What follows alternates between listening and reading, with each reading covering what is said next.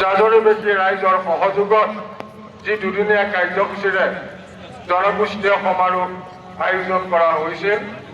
আজি আমি প্ৰথম কাৰ্যসূচী হিচাপে আমাৰ তোৰণৰ শুভাৰম্ভ কৰিব ওলাইছোঁ। এই শুভাৰম্ভ কৰিব ইমৰান হুছেইন, উপসভাপতি সদৌ অসম গৰিয়া মৰিয়া দেশী জাতীয় পৰিষদ। তেখেতক আমি প্ৰথমেই এতিয়া আদৰণি জনাব ওলাইছোঁ। তেখেতক আদৰণি জনাব আবেদা আহমেদ। আবেদা আহমেদক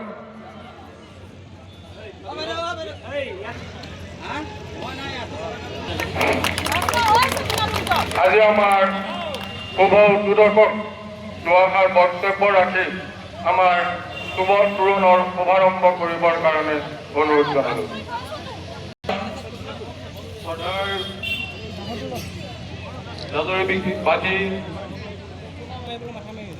জাজৰি দুইখন জিলাৰ অন্তৰ্গত আঞ্চলিক কমিটিৰ কৰ্মকৰ্তাসকল, জনগোষ্ঠী সমাৰোহ অভ্যৰ্থনা কমিটি, আমি তেখেতক এতিয়া আদৰণি জনাব ওলাইছোঁ। তেখেতক আদৰণি জনাব নাছৰিন চুলকুনা।